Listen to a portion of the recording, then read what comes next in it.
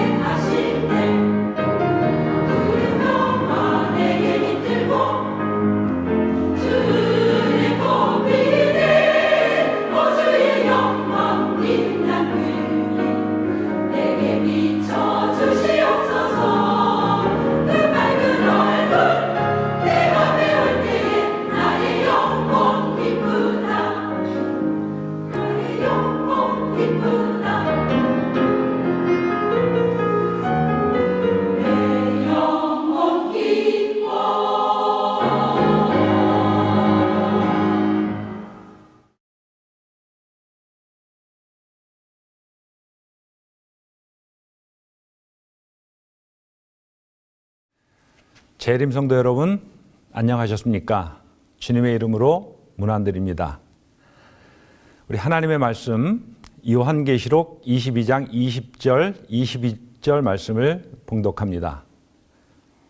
이것들을 증거하시니가 가라사대 내가 진실로 속히 오리라 하시거늘 아멘. 주 예수여 오시옵소서. 주 예수의 은혜가 모든 자들에게 있을지어다. 아멘. 며칠 전 은퇴하신 한 목사님께서 카톡으로 교회 성장 연구소에서 발간한 자료를 요청하시면서 나눈 카톡 내용을 잠깐 소개합니다. 한 목사님, 잘 지내고 계십니까? 주님이 속히 오실 것 같은 생각이 듭니다. 속히 오셔야 할 것 같습니다. 세상이 이제 거의 한계에 온 듯 합니다. 네, 목사님, 정말 주님께서 속히 오셔야 할 것 같습니다. 재림성도 여러분들도 같은 마음이라 믿습니다. 마라나타, 아멘. 주 예수여 오시옵소서. 저는 오늘 예수님의 재림에 대한 소망이야말로 이 시대의 궁극적인 대안이라고 확신하며 마라나타의 정신이 우리 모두에게 충만하기를 간절히 소망합니다. 마태복음 24장과 25장에는 예수님이 십자가를 지시기 바로 직전의 일들이 기록되어 있습니다. 며칠 뒤면 십자가에 달리셔야 하는 긴박한 상황 속에서 주님이 제자들에게 마지막 권면으로 주신 것이 바로 마태복음 24장, 25장의 내용입니다.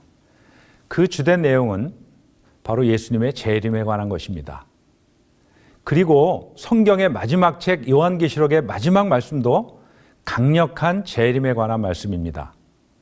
예수 그리스도의 재림이 궁극적인 대안이요 해답이라는 것입니다.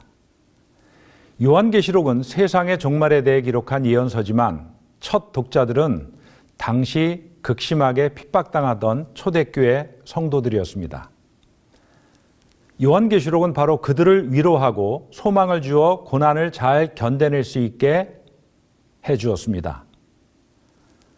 그런데 당시 고난당하던 초대교회 성도들의 입장에서 생각해 보면 아마도 그들은 본능적으로 그 극심한 고통에서 해방되어 자유롭게 사는 것을 소망했을 것입니다.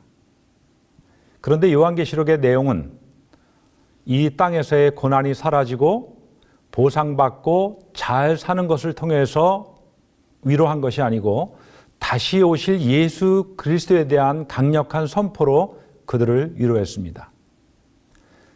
다시 오실 예수 그리스도가 그들에게 위로와 소망이 되어서 현재의 고난을 잘 견디기를 바랬고, 그래서 성도들이 마라나타, 아멘 주 예수여 오시옵소서라는 마음을 갖게 되기를 원했던 것입니다. 신앙생활에 대해서는 여러 가지로 정의 내리고 설명할 수 있겠지만 이렇게 정의해도 매우 훌륭한 정의라 할 수 있을 것입니다.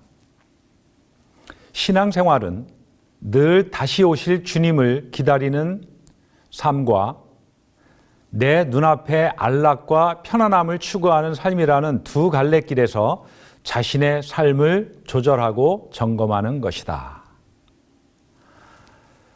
이런 정의에 비추어 오늘 현실 속에 우리의 신앙생활을 바라볼 때 솔직한 고백은 내 눈앞에 안락과 편안함은 자연스럽게 추구하게 되는 반면 다시 오실 주님, 또 주님이 오신 이후에 누리게 될 하나님 나라에 대해서는 너무 멀어 보입니다. 머리로는 잘 이해되는데 가슴에 선뜻 와 닿지 않습니다. 실제 생활과 잘 연결되지 않습니다. 당장 오늘 마스크 하나 더 사는 것은 요긴한 일이기에 요일과 시간을 잘 기억했다가 구입하고 또 당장 코로나 사태가 종식되길 원하는 마음에 사회적 거리 두기에 동참하고 이런저런 생활 수칙을 잘 실천하는데 주님을 기다리는 마음이 반영된 구체적 삶은 선명하지 않습니다. 이제 이런 저와 여러분을 향해 하나님께서는 끊임없이 말씀하십니다. 근시안적이고 좁은 눈을 가지고 이 땅만 들여다보고 살지 말고 눈을 넓혀라. 멀리 바라보아라. 재림을 소망하며 준비하는 삶을 살아라. 그래서 요한계시록이 제시하는 대안은 새하늘과 새 땅입니다. 그래서 예수 그리스도의 십자가로 구원받은 우리는 다시 오실 예수 그리스도, 완성된 하나님 나라를 갈망하고 꿈꾸며 살아야 합니다. 그래서 마라나타 주님의 재림을 사모해야 합니다. 이것이 하나님이 오늘 저와 여러분에게 주시는 메시지입니다. 요한계시록 22장 20절, 21절의 말씀을 묵상하면서 재림 성도로서 또 목사로서 참 반성을 많이 하게 됩니다. 이 땅에서 살아가다 보니 때로는 균형을 잃고 좀 더 현실에 얽매인 삶을 살게 되고 또한 연합회에서 교회 성장연구소장으로 섬기며 이 땅에서 교회 부흥과 성장에 초점을 맞춘 사역을 하다 보니 마라나타의 심정이 자꾸 희미해지고 약해지는 것 같아서입니다. 그래서 각성하고 반성을 하게 됩니다. 이 땅에 발을 딛고 사는 존재이기에 어쩔 수 없이 이 땅에서의 일에 매일 수밖에 없고 현실의 문제를 위해 사역을 할 수밖에 없지만 거기에 머무르면 안 된다. 다시 오실 예수 그리스도의 재림을 간절히 긴박하게 사모하는 삶을 살자고 말입니다. 요한계시록을 포함하여 신약 성경이 다시 오실 예수 그리스도에 대해 주는 메시지와 핵심은 두 가지로 요약할 수 있습니다. 속히 오신다는 것입니다. 그리고 도둑같이 오신다는 것입니다. 속히 오시지만 언제 오실지에 대해서는 예고하지 않으시겠다는 것입니다. 이것들을 증거하시니가 가라사대 내가 진실로 속히 오리라. 속히 오시겠다는 말씀입니다. 형제들아, 때와 시기에 관해서는 너희에게 쓸 것이 없음은 주의 날이 밤에 도둑같이 이를 줄을 너희 자신이 자세히 알기 때문이라. 도적같이 오시겠다는 말씀입니다. 왜 주님은 속히 오겠다는 것을 강조하셨을까요? 그리고 왜 예고하지 않고 도둑같이 오겠다고 말씀하신 것일까요? 결국 주님께서 의도하시는 것은 주님의 백성들이 이 땅에서 살아갈 때 긴장감, 긴박감을 가지고 살아야 한다는 것입니다. 확실히 오시지만 언제 오실지 모르니 늘 재림하실 주님을 생각하고 긴장하며 살아야 한다는 것이죠. 사랑하는 성도 여러분, 가슴에 손을 얹고 정직하게 생각해 보십시다. 나는 오늘 주님의 재림에 대해 얼마나 긴박감을 가지고 살아가고 있습니까? 지금 우리에게는 이런 긴박성이 너무 없어 보입니다. 복스러운 소망, 재림의 소망을 이야기하고 노래하지만 오실 주님에 대한 절박한 마음이 슬금슬금 사라지고 있습니다. 재림 성도의 영적인 변질은 여기서부터 시작됩니다. 재림교의 침체는 여기서 비롯됩니다. 따라서 우리는 주님의 재림에 대한 영적인 긴박성, 종말론적인 긴장감을 반드시 회복해야 합니다. 이런 의미에서 이번 코로나 사태는 어쩌면 영적으로는 축복의 시간, 축복의 도구가 될 수 있습니다.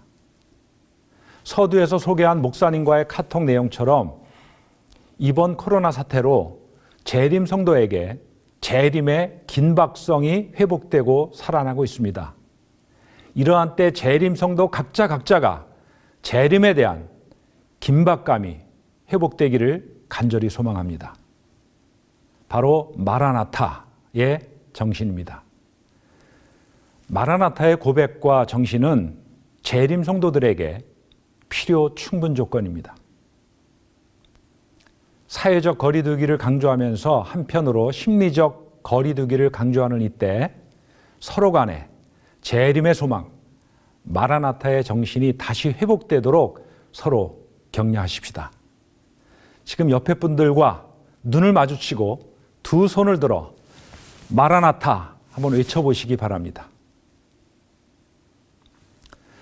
자, 그렇다면 이제 이러한 마라나타 정신과 관련해서 재림 성도의 삶과 신앙에 구체적으로 다시 살아나고 회복되어야 할 것들이 무엇일까요? 먼저 우리는 깨어 있어야 합니다. 마태복음 24장 12절 말씀에 42절 말씀에 그러므로 깨어 있으라 어느 날에 너희 주가 임할는지 너희가 알지 못함이니라 말씀하십니다.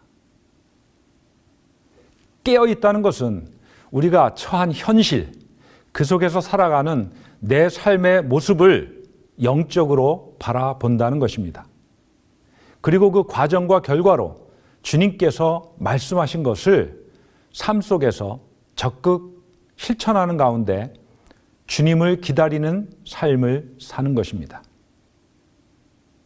또한 깨어있다는 것은 무엇에 집중하고 무엇을 소중히 여겨야 할지 초점이 분명하다는 것입니다. 이것이 마라나타의 정신으로 살아가는 재림 성도에게서 우선적으로 회복되어야 할 것입니다. 오늘 우리가 처한 현실은 정말 우리에게 깨어있음을 강력히 요청하고 있습니다. 어물쩡하다가는 이 세상의 변화와 시대의 요구, 코로나 같은 불가항력적인 사태 앞에서 갈팡질팡하며 세상의 흐름에 따라 흘러 떠내려가기 십상이기 때문입니다. 무엇에 집중하고 무엇을 소중히 여겨야 할지 다시 한번 초점을 맞추도록 합시다. 우리가 집중해야 할 대상이 예수 그리스도시고 우리의 궁극적 바램, 소망이 예수 그리스도의 재림이 될 때 어떤 상황에서도 흔들리지 않고 두려워하지 않으며 정로를 걸어갈 수 있는 것입니다. 가끔 운동선수를 보면서 재림 성도의 모습이 어떠해야 하는지, 어떻게 살아가야 하는지 실제적으로 잘 느낄 때가 있습니다. 프로야구 선수 중에 이병규 선수가 있습니다. 지금은 은퇴한 선수입니다. 2013년에 이병규 선수가 39의 나이로 골든글러브 시상식에서 지명타자 부분 골든글러브를 수상했습니다. 야구 선수로는 환갑이 지난 나이에 현역 선수로는 최고령 타격왕이 된 것입니다. 39의 고령 선수가 엄청난 기록을 세운 것도 대단했지만 골든글러브상을 수상하고 나서 인터뷰한 내용을 보면 참 이 선수 대단한 선수라는 생각이 절로 듭니다. 그는 야구 선수로서 좋은 눈을 유지하기 위해서 TV를 보는 것도 참고 스마트폰도 자제했다고 합니다. 작은 야구공을 쳐내려면 좋은 시력을 유지해야 하기 때문입니다. 요즘 세상에 어떻게 TV와 스마트폰 없이 살 수 있겠냐고 물을지 모르겠지만 분명한 목적과 꿈이 있다면 그렇게 살 수 있습니다. 이병규 선수는 야구 선수로서 오직 하나, 야구 경기장의 수많은 관중 앞에서 안타를 치고 최고의 야구 선수가 되고자 하는 꿈을 가지고 있었고 그렇기에 극도의 절제를 할 수 있었던 것입니다. 하나님이 원하시는 그리스도인의 삶, 재림 성도의 삶이 바로 이런 것 아니겠습니까? 그래서 하나님께서는 이렇게 우리에게 말씀하십니다. 시야를 좀 더 높은 곳에 두어라. 지금 당하는 고통을 어떻게 하면 없앨 수 있을 것인가? 닥친 문제를 어떻게 해결할까에만 집중하지 말고 초점을 높은 데 두어라. 선명한 목표를 이루기 위해 현재의 고통과 고난을 감수해라. 사랑하는 성도 여러분, 우리의 시야가 하나님 나라, 새하늘과 새 땅, 주님의 재림으로 높아지고 커지면 이 땅에서 비록 고통을 당하고 억울한 일을 당하고 절망스러운 상황이 닥쳐도 능히 극복할 수 있는 힘이 생깁니다. 결국 꿈은 이루어지고 우리의 소망은 현실이 됩니다. 주님께서 약속하셨기 때문입니다. 마라나타 정신으로 사는 우리의 삶과 신앙에서 꼭 회복하고 살아나야 할 또 다른 것은 바로 사랑과 긍휼의 삶을 회복해야 하는 것입니다. 예수님은 제자들에게 말세에 나타날 현상들에 대해서 이렇게 말씀하십니다. 마태복음 24장 11절 12절에 기록된 말씀입니다. 거짓 선지자가 많이 일어나 많은 사람을 미혹하겠으며 불법이 성함으로 많은 사람의 사랑이 식어지리라. 사랑하시는 성도 여러분, 지금 우리의 눈으로 목도하고 있는 현상 아닙니까? 현재 대한민국은 혐오와 배제가 극에 달해 있습니다. 관용과 배려가 사라지고 있습니다. 이런 머릿기사가 한 매체에 실렸습니다. 한국의 관용과 배려가 없다. OECD 꼴찌 수준이다. 2014년 1월 8일자 연합신문 뉴스의 머릿기사입니다. 이게 오늘 대한민국의 현실입니다. 얼마 전에 틈틈이 아들 운전 연수를 해주면서 초보 운전자들이 의례껏 하는 초보 운전이라는 스티커를 차 뒤에 써붙일까 하다가 쓸데없겠구나 하고 포기했습니다.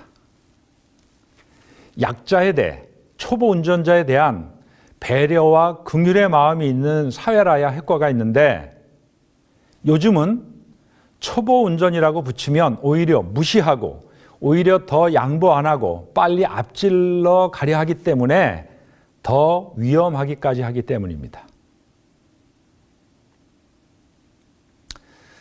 정진홍 서울대 명예교수인 우리 종교학자가 한 매체에서 한 인터뷰 내용입니다.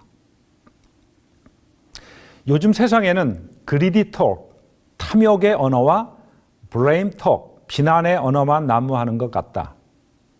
연봉 얼마 받나? 그건 얼마짜리냐? 개걸스러운 탐욕의 언어들이지. 또 전부 남 탓이다. 자기는 책임 없다는 거지.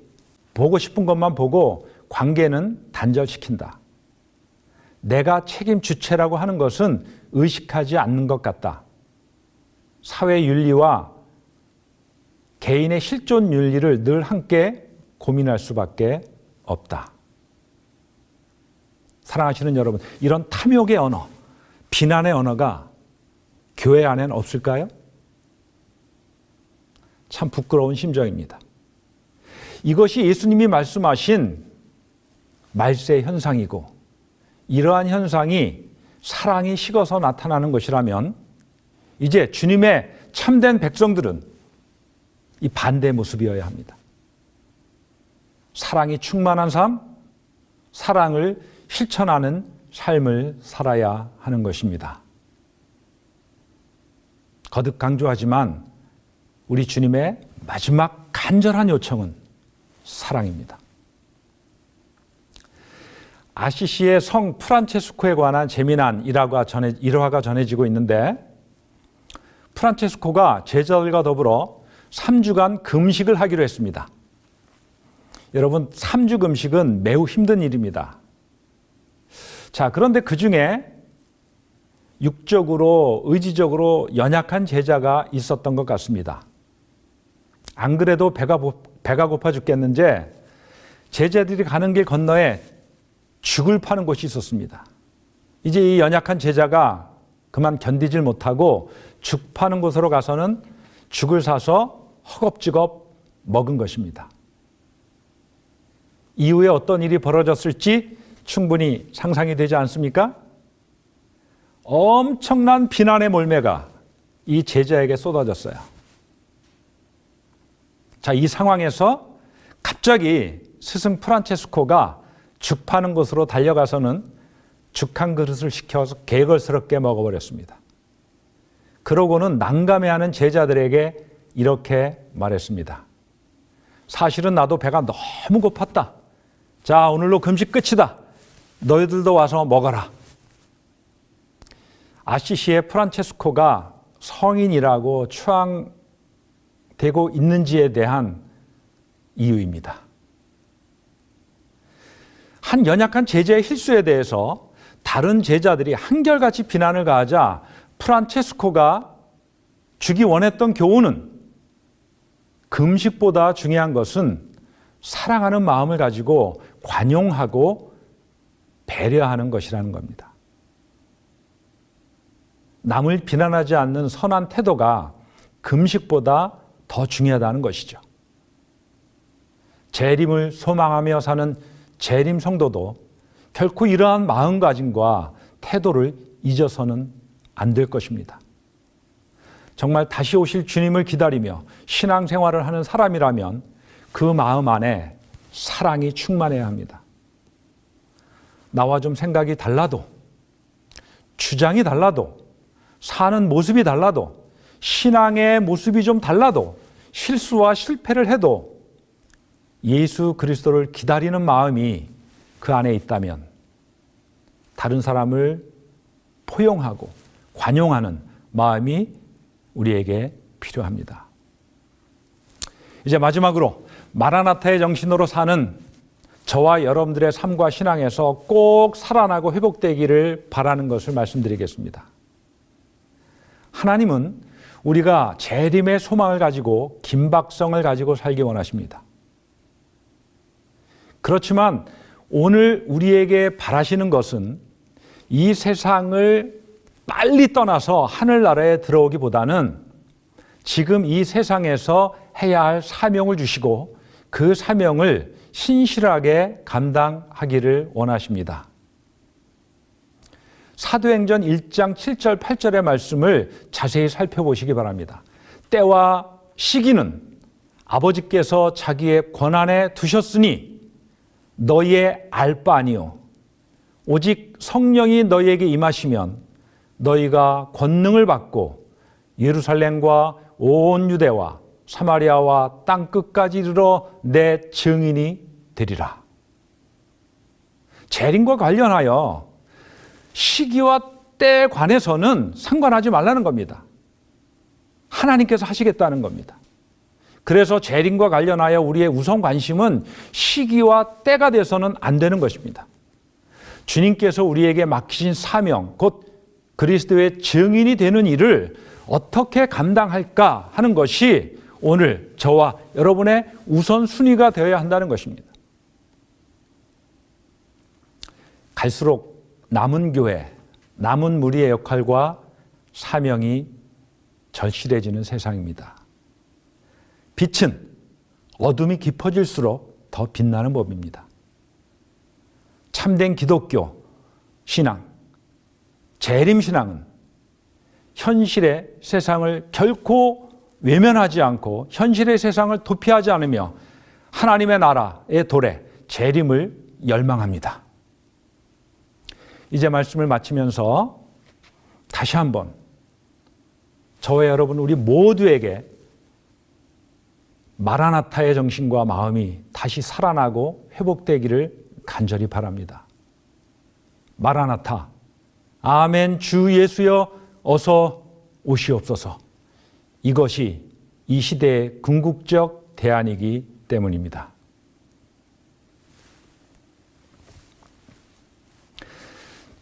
기도하시겠습니다.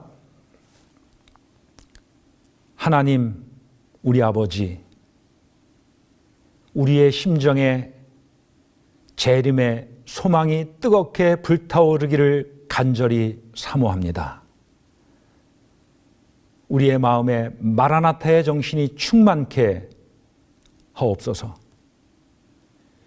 그래서 긴박감을 가지고 이 세상을 살게 하시고 초점이 분명한 인생을 살게 하시며 무엇보다 우리가 이 땅에 발붙이고 사는 날 동안 사랑과 긍휼을 실천하는 재림 성도가 되게 하시고 무엇보다 우리에게 맡겨주신 그리스도의 증인이 되는 사명을 잘 감당하는 우리가 되게 하옵소서. 예수 그리스도의 귀하신 이름으로 간절히 기도드리옵나이다. 아멘.